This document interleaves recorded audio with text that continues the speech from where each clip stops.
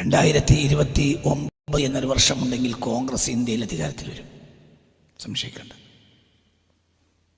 2029 എന്നൊരു വർഷമുണ്ടെങ്കിൽ കോൺഗ്രസിന്റെ നേതൃത്വത്തിൽ ഒരു സർക്കാർ വരും ഇന്ത്യയിൽ. എന്നാൽ ഇന്ത്യ കണ്ട ഏറ്റവും ദുരന്ത കാലഘട്ടം അതായിരിക്കും. നിങ്ങൾ എഴുതി വെച്ചോളി, നിങ്ങൾ എഴുതി വെച്ചോളി. BJPയേക്കാൾ 1000 മടങ്ങ് പ്രയാസമായ കാലഘട്ടമായിരിക്കും ആ കാലഘട്ടം, യാതൊരു സംശയമില്ല. ഇപ്പം നിങ്ങളത് ഉൾക്കൊള്ളൂല. നിങ്ങൾ 2032 നിങ്ങളും ജീവിച്ചിട്ടുണ്ടെങ്കിൽ പറയാം, അന്നാ പറഞ്ഞു ശരിയായിരുന്നു. ഇപ്പം നിങ്ങൾ എതിർക്കും, ഇയാൾക്ക് പിരാന്താണ്. 2019 ഞാൻ പറഞ്ഞു, 2019-ലും 2024-ലും BJP അധികാരത്തിൽ വരും, കോൺഗ്രസ് അധികാരത്തിൽ വരില്ല. അന്നിന്നെ കൊല്ലം വേണ്ടിയിട്ട് 2019 കഴിഞ്ഞപ്പോൾ കുറച്ച് ആളുകൾ എണീറ്റു. 2024-ലും ഇയാൾ കോൺഗ്രസ് അധികാരത്തിൽ വരില്ല എന്ന് പറഞ്ഞിട്ടുണ്ട്. അത് നാടാകെ രാഹുൽ ഗാന്ധി ഇളക്കി മുറിച്ചു. ഇതാ എല്ലാം പറഞ്ഞു, ഇതാ ഗുജറാത്തിൽ നിന്ന് വരുന്ന വാർത്തകൾ എല്ലാം ഇപ്പോൾ നമ്മൾ കാസിമിയെ നമ്മൾ കോലം കത്തിക്കും എന്നൊക്കെ പറഞ്ഞു. എവിടെ പോയടങ്ങളൊക്കെ? സൂര്യൻ ഉദിക്കുകയാണെങ്കിൽ 2024-ൽ രാഹുൽ ഗാന്ധി അധികാരത്തിൽ കയറിയിരിക്കും എന്ന് പറഞ്ഞ നിങ്ങളൊക്കെ എവിടെ പോയട? അതാണ് ഒരു മറുപപ്പെട്ട. അതിന് മറുപടി പറയാൻ കഴിഞ്ഞില്ല. നിങ്ങൾ എന്നെ കൊല്ലാൻ നടക്കുന്നു എന്തൊക്കെ നിങ്ങൾ പറഞ്ഞു. ഇപ്പോൾ ഞാൻ പറയുന്നു 2029-ൽ BJP അധികാരത്തിൽ വരില്ല. എന്നാൽ 2029-ന് ശേഷമുള്ള കാലഘട്ടത്തിലേക്ക് ചേർത്ത് നോക്കിയാൽ BJPയുടെ കാലഘട്ടം സ്വർഗ കാലഘട്ടമാണ് തീരുന്നു എന്ന് നിങ്ങൾ എന്നെ പറയും. നിങ്ങൾ എഴുതിച്ചോളി. ഇപ്പം നിങ്ങൾ അംഗീകരിക്കൂല, ചെയ്തിച്ചോളി.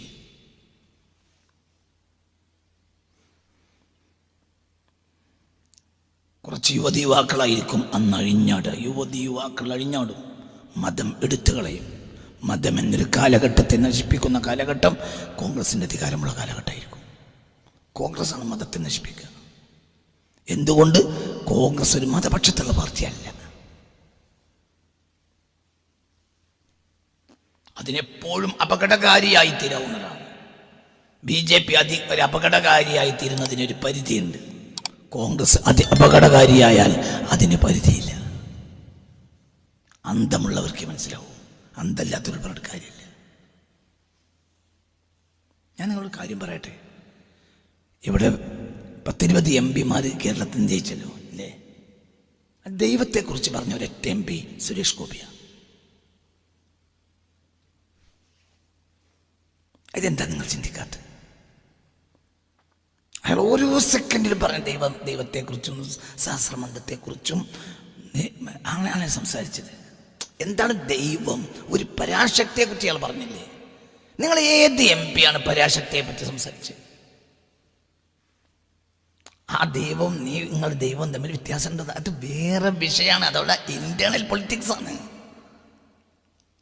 എന്നാൽ ഓരോ സെക്കൻഡിലും സുരേഷ് ഗോപി എന്ന വ്യക്തി ഞാൻ ആ മനുഷ്യരെ കണ്ടിട്ടില്ല. ഞാൻ ആ മനുഷ്യര് ഒരാളല്ല. നിങ്ങൾ ഇനിയിപ്പോ പറയും കാസിമി BJP, അയാളെ പോലെ പറയാവുന്ന മറ്റൊരു MP ആരാ? ഇതിൻ്റെ അർത്ഥം കേരളം മുഴുവൻ BJP ഭരിക്കണം എന്നല്ല. എന്നാലും അയാൾ അടുത്ത ദൈവനിഷേധിയായ BJP MP വരൂല എന്നും അല്ല. പക്ഷെ വന്ന MP-യെ ബഹുമാനിക്കണമല്ലോ. അയാൾ ക്രിസ്ത്യൻ ചർച്ചിലേക്ക് നേർച്ച കൊടുത്തിട്ടും ഒക്കെ അല്ലേ അയാൾ അധികാരത്തിൽ വന്നപ്പോൾ അങ്ങനെയല്ലേ ചെയ്തത്? ഒരാൾ ക്രിസ്ത്യൻ ചർച്ചിലേക്ക് നേർച്ച കൊടുത്താൽ അയാളെ നമ്മൾ ബഹുമാനിക്കണ്ടേ? അയാൾ മതവിശ്വാസിയല്ലേ, ദൈവവിശ്വാസിയല്ലേ? അമ്പലവും പള്ളിയും മസ്ജിദും ഒക്കെ ഒരുപോലെയാണെന്ന് വിചാരിക്കുന്ന ഒരു നിരീശ്വരവാദിയോ, അതൊക്കെ തട്ടിപ്പാണെന്ന് വിചാരിക്കുന്ന നിരീശ്വരവാദിയോ? അപ്പൊ അയാളെ കൊണ്ട് വരുന്ന ഒരു എന്ത് തിന്മ വന്നാലും അതിനൊരു പരിധി ഉണ്ടാവും. നമുക്ക് അവിടെ സംസാരിക്കാലോ. എന്തുകൊണ്ട്? അയാൾ ദൈവവിശ്വാസിയല്ലേ. നിങ്ങൾ ബാക്കി MP-മാരിൽ ഒരു MP ആരാണ് പറഞ്ഞത് ഞാൻ ഇന്നാലിന്നൊരു കാര്യം ചെയ്തു, ഞാനൊരു ഖത്തമോദി തീർത്തിട്ടാണ് ഞാൻ ജയിച്ചത് എന്ന് പറഞ്ഞ ആളാരാ? കുറെ തൊപ്പിട്ടടക്കണ ഔലിയാക്കന്മാരുണ്ടല്ലോ. MP ആയതിനു ശേഷം ഒന്നുകൂടി അഹങ്കാരി മുസ്ലിം MP-മാർ. എന്തുകൊണ്ട്? അവർ കണ്ട കാഴ്ച മുഴുവൻ ശിർക്കും ബിദഅത്തും. കാരണം നിങ്ങൾ ദുർബലമായിട്ടുണ്ട് എന്ന് അവർ മനസ്സിലാക്കി. നിങ്ങൾ നേരെ ചിന്തിക്കുക. ഇത് പടച്ചോന്റെ കൃപയാണ്. ഞാൻ പടച്ചോന് വേണ്ടി ഞാൻ 10 ഖത്തം ഓതി തീർത്തിട്ടാണ് ഞാൻ MP ആയത് എന്ന് പറഞ്ഞ ഒരു MP ആരാ? മുസ്ലിം MP. ഞാൻ സഹസ്രനാമം ചൊല്ലി എന്ന് പറഞ്ഞ MP ആണല്ലോ സുരേഷ് ഗോപി. അല്ലെങ്കിൽ അതുപോലെ പലതും ആൾ പറഞ്ഞു. ഞാൻ നരസിംഹ മന്ത്രം ചൊല്ലി, ഞാൻ മന്ത്രം ചൊല്ലി, അത് ചൊല്ലി, ഇത് ചൊല്ലി. എന്തായാണെങ്കിലും അതൊരു പരാശക്തിയിലുള്ള വിശ്വാസമല്ലേ? അതിനെ ബഹുമാനിക്കണ്ടേ?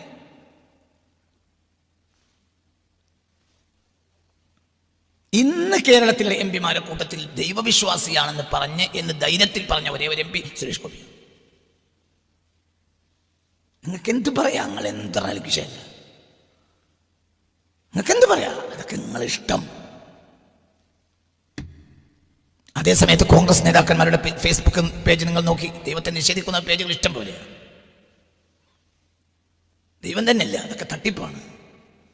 ദൈവം തട്ടിപ്പാണെന്ന് സുരേഷ് ഗോപി പറഞ്ഞില്ലല്ലോ, പറയൂല. ദൈവവിശ്വാസിയാണ്. നിങ്ങൾ ചിന്തിക്കണം. മഠയന്മാരും മണ്ടന്മാരുമാണ് മതവിശ്വാസികളിൽ ഇന്ന് ഭൂരിപക്ഷത്തിൻ്റെ ഭൂരിപക്ഷവും. നിങ്ങൾ കാത്തിരുന്നോളി. 2029 വന്നാൽ കോൺഗ്രസ് അധികാരത്തിൽ വന്നാൽ അന്ന് ഇന്ത്യയിലെ മതം വിശ്വാസം പൂട്ടും. കഴിഞ്ഞതിൻ്റെ കഥ കഴിയും. യൂണിഫോം സിവിൽ കോഡ് നടപ്പിലാക്കുന്ന കാര്യത്തിൽ BJPക്ക് പറച്ചിലുണ്ടാവുള്ളൂ. യൂണിഫോം സിവിൽ കോഡ് നടപ്പിലാക്കുക കോൺഗ്രസ് ആയിരിക്കും. ഇനി പേരിനെങ്കിലും ഒരു യൂണിഫോം സിവിൽ കോഡ് നടപ്പിലാക്കുന്ന കാര്യത്തിൽ BJP ആലോചിച്ച BJPക്ക് ഇന്റേണൽ പൊളിറ്റിക്സ് ഉണ്ടാവും, അവരുടെ ഇടയിൽ പ്രശ്നങ്ങളുണ്ടാവും. എന്തുകൊണ്ട് യൂണിഫോം സിവിൽ കോഡ് നടപ്പിലാക്കരുതെന്ന് വിശ്വസിക്കുന്ന അനവധി ഹൈന്ദവ നേതാക്കൾ ഇന്ത്യയിലുണ്ട്. എന്നാൽ കോൺഗ്രസ് ഒറ്റക്കെട്ടാണ് യൂണിഫോം സിവിൽ കോഡ് നടപ്പിലാക്കണം. കെജ്രിവാള് BJP പക്ഷത്തിൽ നിന്ന് കോൺഗ്രസ് പക്ഷത്തിലേക്ക് ചേർന്നത് എന്തുകൊണ്ടാണ്? യൂണിഫോം സിവിൽ കോഡ് നടപ്പിലാക്കുന്നതിൽ BJPക്ക് ആത്മാർത്ഥത ഇല്ല എന്ന് പറഞ്ഞാണ് ഇവിടെ എങ്ങോട്ട് ചേർന്നത്? കോൺഗ്രസ് പക്ഷത്തേക്ക്. ഞങ്ങൾ മനസ്സിലാക്കാത്ത അന്തല്ലേ? നിങ്ങളുടെ മണ്ടശിരോമികൾ ഗണികൾക്ക് അന്തണ്ടാവില്ല. അവർക്ക് കോൺഗ്രസ് ജയിച്ചാൽ എന്ത് ചെയ്യണം എന്നറിയോ? അവർ ഇറക്കി വിടുന്നവരെ, ഇവിടെ മതം വേണ്ടെന്ന് പറഞ്ഞ് ഇറക്കി വിടുന്നവരെ കോൺഗ്രസിൻ്റെയോ ലീഗിൻ്റെയോ ഡൽഹിയിലെ ഓഫീസിൽ പോയി ഇരുന്ന് കിടന്നുറങ്ങുക. അതാണ് മൂല്യമാർക്ക് വേണ്ടത്. ഡൽഹി ചെല്ലുമ്പോൾ അവിടെ ഒരു കോൺഗ്രസിൻ്റെ ഒരു MLA-യുടെ ഒരു MP-യുടെ അല്ലെങ്കിൽ അവിടെ കിടന്നുറങ്ങണം. അവിടെ കിടക്കാൻ പറ്റിയ സൗകര്യം ഇനി ഇവിടെ അങ്ങോട്ട് വേണ്ടട്ടെന്ന് പറയുമ്പോൾ മതസംഘടനകൾ പോലും മതത്തിനെതിരെ സംസാരിക്കും. യാതൊരു സംശയം വേണ്ട. ഇനി ഇവിടെ ഒരു കാലഘട്ടം വരാമുണ്ട്. ആ കാലഘട്ടത്തിൽ ഇനി വരുന്ന കാലഘട്ടം എന്ന് പറഞ്ഞാൽ മതസംഘടനകൾ പടച്ചോനെതിരെ പറയും. ഇപ്പോൾ പടച്ചോനെ നിയമത്തെ മാത്രമാണ് അവർ നിരാകരിക്കുന്നത്. ഇനി പടച്ചോനെ തന്നെ നിരാകരിക്കും. ഇസ്ലാം എന്നാൽ ഒരു കൾച്ചറാണെന്ന് പറയുന്ന മുസ്ലിം സംഘടനകളുണ്ടാവും. ഇസ്ലാം ഒരു കൾച്ചറാണ്, ഒരു റിലിജിയൻ അല്ല, ഒരു കൾച്ചറാണ്. പറയും പോലെ അങ്ങനെ പറയും. ഇസ്ലാം ഒരു കൾച്ചറാണെന്ന് പറയും. മുഹമ്മദ് നബി ജീവിച്ചിരുന്നു എന്നതിന് ഉറപ്പില്ല എന്ന് പറയുന്ന മുസ്ലിമീങ്ങൾ 2050 ഭൂമിയിലുണ്ടാവും. 2050 ഭൂമിയിലുണ്ടാവും. 2050 ഖിയാമത്ത് ഉണ്ടാവില്ല. അങ്ങനെ ഭൂമിയിലുണ്ടാവും, സംശയിക്കണ്ട. മുഹമ്മദ് നബി സ്വല്ലല്ലാഹു അലൈഹി വസല്ലം ജീവിച്ചിരുന്നു എന്നതിന് തെളിവില്ല. എത്രത്തോളം ഇസ്ലാം ഒരു കൾച്ചറാണ്. ഇസ്ലാം ഒരു കൾച്ചറാകുമ്പോൾ ഒരു കൾച്ചറിൻ്റെ ഒരു എന്താ പറയുക, ഒരു പുസ്തകം എന്ന നിലക്ക് മാത്രമേ ഖുർആനെ കാണുള്ളൂ. ഒരു കൾച്ചറിൻ്റെ പുസ്തകം, അറേബ്യൻ കൾച്ചറിൻ്റെ ഒരു മാനിഫെസ്റ്റോ, അത്രേ ഞാൻ മനസ്സിലാക്കുള്ളൂ. പിന്നെ പഠിച്ചോൻ മിത്തായിരിക്കും. പഠിച്ചോൻ എന്നതൊരു മിത്താണ്. അങ്ങനെയൊക്കെ മുസ്ലിമീങ്ങൾ പറയും. മുസ്ലിം രാഷ്ട്രീയ സംഘടനകൾ ലിബറലൈസ് ചെയ്യപ്പെടും. അടുത്ത് 10 കൊല്ലത്തിൻ്റെ ഉള്ളിൽ മുസ്ലിം രാഷ്ട്രീയ സംഘടന ലിബറലൈസ് ചെയ്യപ്പെടും. 10 കൊല്ലത്തിനുള്ളിൽ. ഞാൻ പിടിച്ചിക്കാൻ കഴിയില്ല. മതം ഒഴുകിപ്പോവും. ഇന്ത്യയിലെ മതത്തെ നശിപ്പിക്കുന്നത് കോൺഗ്രസ് ഭരണകാലമായിരിക്കും. നിങ്ങൾ എഴുതി വെച്ചോളി. റഹ്മത്ത് അങ്ങനെ പറഞ്ഞിട്ടുണ്ട്. ഈ BJPയുടെ മുതുക്കന്മാരായിരിക്കും നമുക്ക് നല്ലത് കോൺഗ്രസിൻ്റെ യുവതിയുവാക്കളെക്കാൾ. അവർ ഒരു നന്മ അംഗീകരിക്കില്ല, ഒരു ധർമ്മം അവർ സ്വീകരിക്കില്ല. നമുക്ക് നബിദിന ഘോഷയാത്ര നടത്താലോ? നബി ഉണ്ട് എന്ന അഭിപ്രായം അവർക്കുണ്ടല്ലോ. നബി എന്നെ മിത്തായി മാറിയാലോ?